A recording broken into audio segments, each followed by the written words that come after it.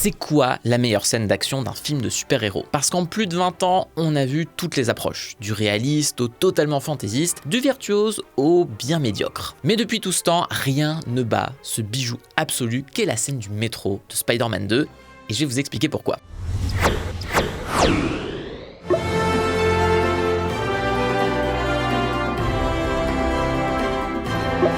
Pour être clair, j'adore Spider-Man 2. Pizza time. C'est l'une des rares suites qui dépasse l'original, et plus le temps passe, plus la trilogie de Sam Raimi confirme qu'elle a été une fondation importante du blockbuster contemporain, bien que beaucoup n'en aient pas retenu les bonnes leçons. Spider-Man 2 a été beaucoup salué pour son exploration plus en profondeur des tourments de Peter Parker et le poids de son alter ego super-héroïque sur sa vie intime et professionnelle. Il y a tout un jeu de Sam Raimi sur le rejet et la frustration de ses grandes responsabilités qui s'exprime pour le spectateur par une autre frustration: la perte des pouvoirs de Spider-Man alors que c'est lui qu'on est venu voir. Là où le premier film était une métaphore assumée sur la redécouverte du corps adolescent, avec les poils qui poussent à des endroits improbables et de la toile blanche avec laquelle on repeint sa chambre, je vous fais pas un dessin, Spider-Man 2 est pour sa part un film sur la panne.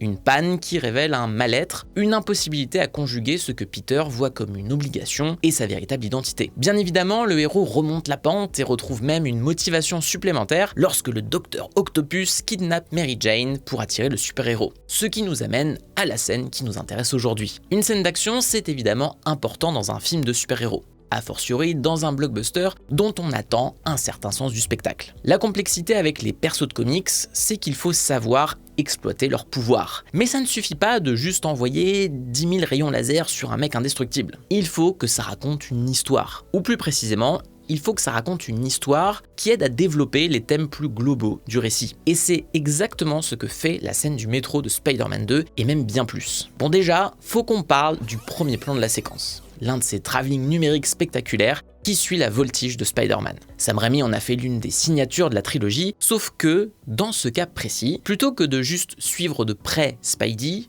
la caméra recule très vite et sort de la lunette du Dr Octopus, comme si c'était un reflet. Alors, rien que pour ça, c'est 5 étoiles sur Letterboxd, mais il faut qu'on aille un petit peu plus loin. Sam Raimi s'amuse à manipuler notre perception. Le type de plan qui définit habituellement le point de vue de Spider-Man et les mouvements que lui seul peut faire devient une sorte de vue subjective du Dr Octopus. Ça amorce déjà par cette transition impossible l'affrontement homérique qui nous attend, et en plus ça évalue les distances de manière beaucoup plus ludique et directe qu'un champ contre champ où l'on verrait Octopus poireauter sur sa tour. Tour que l'on a d'ailleurs le temps d'appréhender comme terrain de jeu par la fin du travelling arrière. Banger masterclass, comme disent les jeunes. En fait, je pourrais passer 1 heure sur cette leçon de mise en scène tellement c'est pur et organique, mais je pense surtout que ce plan synthétise le génie de Sam Raimi en matière d'adaptation de comics. Quand on lit une bande dessinée, la stimulation vient moins de l'image en elle-même que de l'ellipse qu'il y a entre deux cases. C'est la frustration par essence d'une suite d'images fixes qui incite notre imaginaire à combler le vide entre les cases. Et dans le cadre des super-héros, les pauses dynamiques ou les onomatopées aident à reconstituer un mouvement, un sentiment de continuation. Sam Raimi est très friand de cette mutation de l'image. Et pour un mec qui vient de l'horreur et qui s'est amusé à défragmenter et surtout à réassembler des corps, il traite sa mise en scène exactement de cette façon. Il prend l'hétérogénéité de différentes cases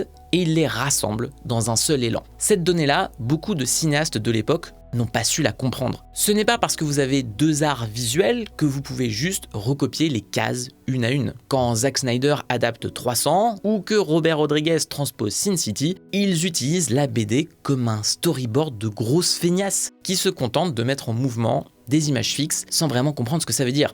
Et encore, vu le nombre de ralentis à la minute de 300, valait peut-être mieux en faire un album photo ou un calendrier des dieux du stade. Cela étant dit, je ne demande pas que tous les plans d'un film de super-héros aient cette fluidité. Ça serait profondément indigeste. Mais ce n'est pas un hasard si Spider-Man 2 démarre sa séquence d'action avec cette prouesse. Parce qu'il peut contraster et alterner ce côté virevoltant avec par la suite un découpage plus sec de ses plans. Parce que la lecture d'une BD, ça repose aussi sur l'effet de surprise. Le moment où vous tournez une page sans savoir ce qui vous attend, le moment où une case fait apparaître un geste ou une parole qui change tout. Les lecteurs historiques de Spider-Man en savent quelque chose. puisqu'il aura suffi d'un petit snap écrit au détour d'une case pour briser la nuque de Gwen Stacy, alors que tout le monde s'attendait à une scène de sauvetage classique. Cette sensation de rupture, Sam Raimi sait très bien la recréer, notamment pour changer les enjeux ou le terrain de l'action, et par extension, justifier une coupe dans le montage. Il y a 3 exemples que j'adore dans la séquence.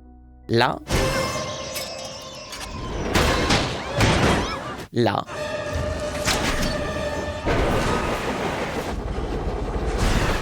et là.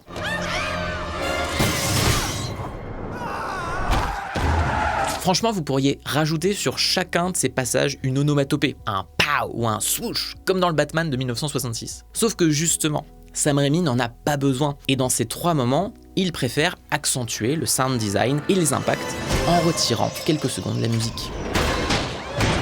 Ces petites touches, elles répondent visuellement à ces questions importantes. Comment est-ce qu'on écrit une bonne scène d'action? Comment on la structure? Qu'est-ce qui la rend excitante à regarder? Alors pour répondre à ça, je vais me permettre de citer notre cher camarade youtubeur Patrick Willems, qui avait abordé la chose dans sa série de vidéos Blue Flame Special, que je vous recommande chaudement, notamment à travers l'exemple génial d'un mauvais pantalon de Wallace et Gromit, qui est par ailleurs un authentique chef-d'œuvre. En gros, tout dépend de la manière dont une scène d'action surprend le spectateur par l'agencement de ces micro-événements, qui doivent rebattre les cartes en permanence. Pour étayer son argumentaire, Patrick Willems s'est référé à une intervention de Trey Parker et Matt Stone, les créateurs de South Park, dont le génie comique tient sans doute à cette règle d'écriture qu'ils ont établie ensemble. We can take these beats, which are basically the beats of your outline, and if the words "and then" belong between those beats, you're f***ed. You got something pretty boring.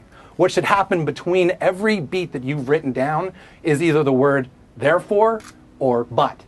Ce qu'il faut, c'est des causes et des conséquences directes, et ce que les anglo-saxons appellent des reversals. Dès qu'un personnage semble en position de victoire, vous provoquez quelque chose qui change les rapports de force. Alors pour l'exercice, appliquons la règle de Parker et Stone sur Spider-Man 2. Octopus lance dans les airs Spider-Man vers un pont, mais le héros s'engouffre dans une brèche et, par conséquent, profite de la propulsion pour atterrir sur son ennemi. Après avoir esquivé un métro, Spider-Man cherche Octopus qui s'est caché, mais celui-ci le frappe et le fait tomber sur la route. Mais Spider-Man s'accroche avec sa toile, frôle les voitures et rattrape le train. Mais Octopus lance des passagers dans le vide pour distraire Spider-Man. Par conséquent, le super-héros doit les rattraper. En soi, ce n'est pas si différent de ces jeux que l'on a tous fait dans la cour de récré. Je t'envoie mon rayon laser violet, ah, mais je le bloque avec mon bouclier cosmique et je te le renvoie. Ah ouais? Eh bah je le brise et j'en fais un trou noir. Eh bah si c'est comme ça, je transforme ton trou noir en papillon.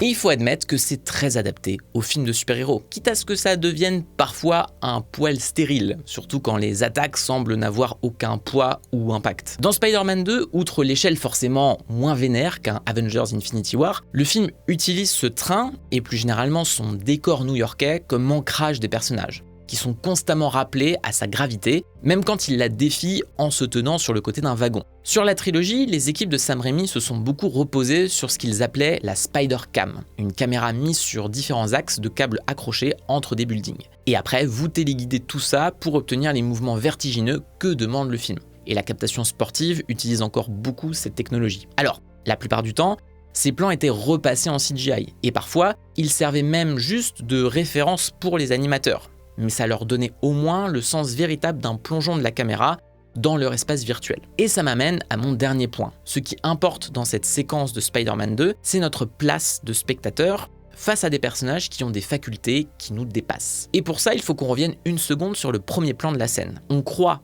à un travelling grisant qui nous fait ressentir les prouesses surhumaines de Spider-Man, mais en fait, on est du point de vue du Docteur Octopus. L'une des grandes qualités du cinéma de Sam Raimi, c'est de savoir incarné à l'écran des regards. Dans Evil Dead 2 par exemple, la courte focale tord l'espace autour de Ash et symbolise sa folie progressive. Et Sam Raimi en vient même, dans une autre scène, à harnacher sa caméra sur un globe oculaire volant. C'est un motif récurrent de son cinéma. Il aime filmer les yeux ou une forme d'œil, que ce soit en adoptant la vue subjective des tentacules du Docteur Octopus ou par ses zooms rapides vers le visage pour exprimer un danger approchant, une surprise ou la concentration d'un personnage. En condensant dans un seul mouvement fluide la perception de Spider-Man et celle du Docteur Octopus, le film amorce le fait que sa scène oppose au fond les deux faces d'une même pièce. Dans chaque film de la trilogie, Peter Parker fait face à des méchants qui sont des figures tragiques, des Dr Frankenstein qui deviennent leur propre créature parce qu'ils ont été consumés par leur ambition.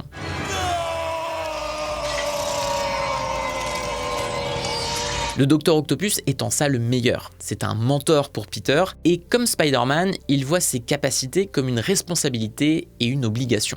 Intelligence is not a privilege, it's a gift. And you use it for the good of mankind. Le problème d'Octopus et de Spider-Man dans le film, c'est qu'ils pensent tous les deux ne pas avoir le choix. Et ils en viennent à mélanger là-dedans leur libre arbitre et leur ego. Dans cette version, le Docteur Octopus, c'est Icare, qui ne vole pas trop près du soleil, mais cherche carrément à le créer. The power of the sun in the palm of my hand. Attendez, c'est pas ça la réplique. L'abonnement à écran large, dans le creux de ma main. Ah voilà, je me souvenais qu'en bon chercheur qui se respecte, ce bon auto-lit régulièrement la presse et soutient ses médias indépendants préférés. Bon, même s'il a aussi le côté entrepreneur de la tech maléfique, mais on peut pas juger tout le monde. Personnellement, à côté de nos articles et de nos podcasts, j'adore pouvoir faire ce genre d'analyse vidéo sur un film que je kiffe. Et on tient à ce que ça reste en accès gratuit. Mais du coup, votre soutien est primordial, et si vous aimez nos contenus, le mieux pour ça, c'est de vous abonner à notre site contre quelques euros par mois avec des contreparties. Et si le cœur vous en dit, on propose aussi des abonnements de soutien au tarif un peu plus important, mais ça finance mes intraveineuses de café, et ça c'est important. Le lien est dans la description. Bon, je parlais du miroir qu'il y a entre Spider-Man et le Docteur Octopus, et ce qu'en tire le film, c'est que Peter Parker pourrait très bien tomber dans le côté obscur de son ambition, comme son modèle, ce qu'il fera d'ailleurs dans Spider-Man 3. Mais surtout, lui qui rejette sa persona de super-héros dans ce film-là, apprend à l'accepter, non plus par obligation, mais par choix. Il n'est plus seulement question de sa culpabilité suite à la mort de l'oncle Ben. Il est Spider-Man parce que c'est une partie de lui qui l'embrasse comme le reste. Et la scène du métro, elle permet d'entériner par l'action cette opposition et ce rapprochement des deux personnages. Ce qui permettra d'ailleurs au climax du film d'être au fond beaucoup plus intime et émotionnel. Mais pour en finir avec le travelling qui introduit cette séquence, il est d'autant plus important qu'il impose dans notre esprit, de manière implicite, un va-et-vient constant de la mise en scène en matière de point de vue. Ça va avec ce que je disais plus tôt sur la fluidité de la mise en scène de Sam Raimi. C'est pas quelque chose de figé où il faudrait impérativement pendant 5 minutes être dans la tête de Spider-Man. Au contraire, ce qu'il fait, c'est qu'il prend d'abord une approche plus externe, en impliquant la surprise des passagers. On est, nous, spectateurs, comme ces gens, de petits humains face à des demi-dieux. Et l'excitation de la scène, elle vient du fait qu'on perçoit la spécificité des pouvoirs de Spider-Man, par des effets de surprise qu'on ne pourra jamais anticiper à la même vitesse que lui. Sam Raimi ne montre pas en amont le premier obstacle qui pourrait le renverser. Spider-Man se baisse et ensuite on a droit au contre-champ. Et puis petit à petit, c'est là qu'on nous met dans ses baskets, à accompagner ses gestes et la maîtrise de ses facultés. Et on en revient à cette question de regard, puisque ce crescendo dans l'identification, si on veut le formuler comme ça, se conclut par ce plan.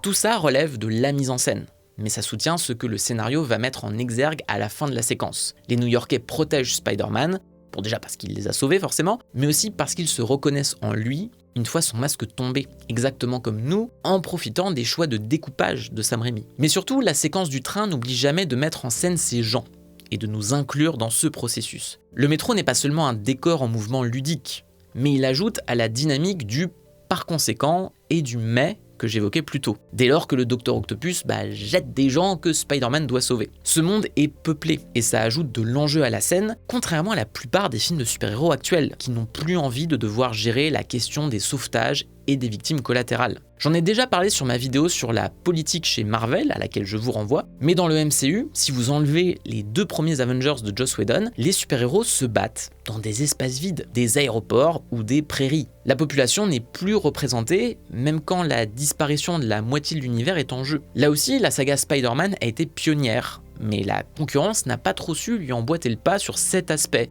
qui me semble pourtant fondamental quand on parle de justiciers masqués. C'est peut-être pour ça que j'adore autant cette scène, au-delà du fait que je l'ai rematée en boucle pour préparer cette vidéo et que je la trouve toujours aussi cool. Il y a dedans toute la compréhension que Sam Raimi avait en matière de feeling des comics et de leur transposition, et une inventivité totale en matière de découpage et de scénographie. Mais surtout, c'est une scène d'action spécifique à Spider-Man, à son personnage, à ses pouvoirs et au territoire qu'il protège. Il est là le grand pouvoir d'un cinéaste, et elle est là sa grande responsabilité. They love me.